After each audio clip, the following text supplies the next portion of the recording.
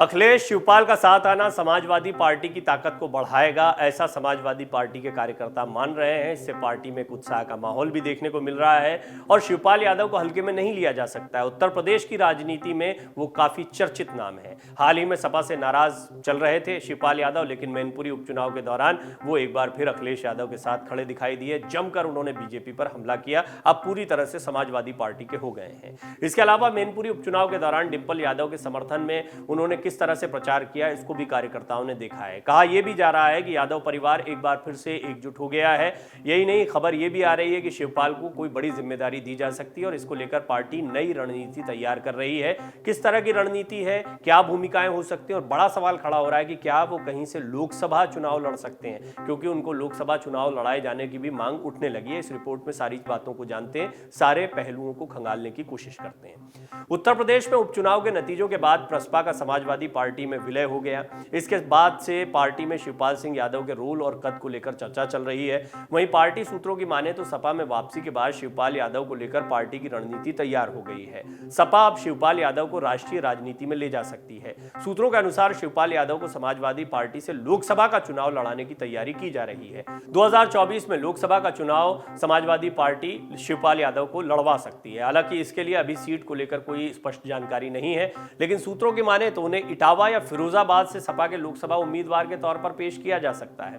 सूत्रों की माने तो शिवपाल यादव को सपा में बड़ा ओहदा भी दिया जा सकता है। उन्हें पार्टी में राष्ट्रीय महासचिव बनाया जा सकता है। इसके अलावा लोकसभा चुनाव के बाद अगर उनकी सीट खाली होती है तो उस सीट पर उनके बेटे आदित्य यादव को विधानसभा का चुनाव लड़ाया जा सकता है। हालांकि बीते कुछ दिनों में शिवपाल यादव को लेकर कई तरह की अटकलें चलती रही हैं।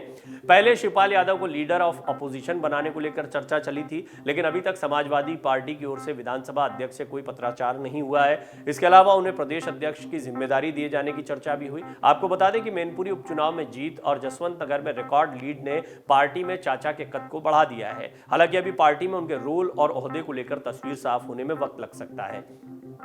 शिवपाल यादव को अभी कोई बड़ी जिम्मेदारी देने की बात चल ही रही है। वहीं इसके जवाब में शिवपाल यादव की सपा में संभावित बड़ी भूमिका पर केंद्रीय कानून राज्य मंत्री एसपी सिंह बघेल ने निशाना साधा या एक किस्म से तंज कसा है। उन्होंने कहा कि क्षेत्रीय पार्टी में राष्ट्रीय महासचिव का क्या मतलब होता है। अगर देना ही है तो अखिलेश यादव उन्हें राष्ट्रीय अध्यक्ष या फिर अगले विधानसभा चुनाव के लिए मुख्यमंत्री पद का उम्मीदवार घोषित कर दें। केंद्रीय कानून राज्य मंत्री एसपी सिंह बघेल ने कहा क्षेत्रीय पार्टी में राष्ट्रीय महासचिव का क्या मतलब होता है। अगर देना ही है तो उन्हें राष्ट्रीय अध्यक्ष या अगले चुनाव में मुख्यमंत्री का चेहरा बनाया जाना चाहिए, वरना लोकसभा का चुनाव लड़के सांसद बनकर पीछे की सीट पर बैठेंगे, उसका क्या मतलब होगा। अभी देखते जाइए आगे आगे क्या क्या होता है। साथ ही उन्होंने सपा उम्मीदवार डिंपल यादव को भारी मार्जिन से जीतने पर बधाई भी दी। वहीं मैनपुरी उपचुनाव का रिजल्ट आने के बाद शिवपाल सिंह यादव की पार्टी का विलय सपा में हो गया है, जिसके बाद चर्चा शुरू हो गई है कि अब सपा में शिवपाल यादव का कद और रोल क्या होगा। हालांकि इससे पहले मैनपुरी उपचुनाव में जीत के बाद लगे पोस्टर्स में उनका कद नेताजी के बराबर ही नजर आया। आपको बता दें कि मैनपुरी उपचुनाव सपा प्रत्याशी और अखिलेश यादव की पत्नी डिंपल यादव ने रिकॉर्ड वोटों से जीता है। उन्होंने बीजेपी उम्मीदवार रघुराज सिंह शाक्य को करीब 2,88,000 मतों से हराया।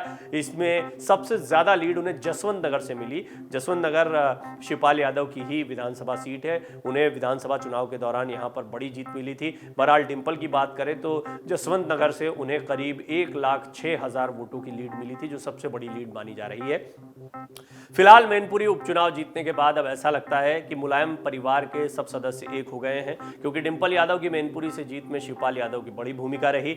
इसलिए अब बारी उनको इनाम देने की है। कहा जा रहा है कि अखिलेश यादव अपने चाचा शिवपाल यादव को पार्टी में बड़ी भूमिका देने के लिए तैयार हो गए हैं, यानी शिवपाल यादव का कद अब पार्टी में बढ़ता दिखाई देगा। इसमें सबसे महत्वपूर्ण हो सकता है कि इमीडिएट संगठन में पहले तो उनको कोई पद दिया जाए और उसके बाद में आगामी लोकसभा चुनाव के दौरान उन्हें किसी प्रतिष्ठित सीट से, इटावा फिरोजाबाद ऐसी सीटें हैं जहां पर समाजवादी पार्टी के लिए काफी उम्मीदें रहती हैं और ये महत्वपूर्ण सीटें मानी जाती हैं, तो ऐसी किसी सीट से उनको मौका दिया जा सकता है। यूं देखा जाए तो ये 4 सीटें बहुत महत्वपूर्ण हैं। मैनपुरी, कन्नौज, फिरोजाबाद और इटावा, इन जगहों से समाजवादी पार्टी को कई बार सफलता मिलती रही है। मैनपुरी से इस बार डिंपल लड़ी हैं, देखना होगा आगे क्या होता है। इशारों में अखिलेश यादव ने कन्नौज की तरफ इशारा किया है। फिरोजाबाद वो सीट है जिससे वो कभी लड़ चुके हैं, उसके बाद में उपचुनाव डिंपल ने भी लड़ा। अब हो सकता है कि इटावा और फिरोजाबाद में से किसी सीट पर शिवपाल यादव को मौका दे दिया जाए। बहरहाल ये अभी बहुत दूर की कौड़ी है, इसके लिए काफी इंतजार करना पड़ेगा। मैनपुरी उपचुनाव में डिंपल यादव की जीत को देखा जाए तो समाजवादी पार्टी का मनोबल इस जीत ने मजबूत किया है। दूसरे बात यह है कि अखिलेश यादव ने अपने पिता की विरासत को बचा लिया और इस लिहाज से भी ये जीत काफी अहम मानी जा रही है। जीत के बाद ही शिवपाल यादव की प्रसपा सपा के साथ हो गई, यानी प्रसपा का विलय हो गया। चाचा भतीजे लंबे समय बाद एक साथ दिखाई देने लगे हैं। शिवपाल यादव उत्तर प्रदेश की सियासत का एक ऐसा नाम है जिनकी चर्चा साल भर होती रहती है और मैनपुरी में बम्पर जीत के बाद सपा ने जैसे ही उन्होंने वापसी की, उसका पूरा श्रेय शिवपाल यादव को ही जा रहा है। इसीलिए अब उन्हें इनाम देने का वक्त आ रहा है। शिवपाल को इनाम देकर अखिलेश यादव अपने समर्थकों को एक बड़ा संदेश देने में भी कामयाब होंगे जब वो शिवपाल यादव को बड़ी जिम्मेदारी देंगे। देखना यह है कि समाजवादी पार्टी में कौन सी जिम्मेदारी अखिलेश यादव के द्वारा शिवपाल यादव को दी जाती है। डाउनलोड करें अमर उजाला ऐप और पाएं खबरें लगातार। अगर आप ये वीडियो YouTube पर देख रहे हैं तो हमारे चैनल को सब्सक्राइब करें और बेल आइकन को दबाना ना भूलें। अगर आप Facebook पर ये वीडियो देख रहे हैं तो हमारे पेज को लाइक करें।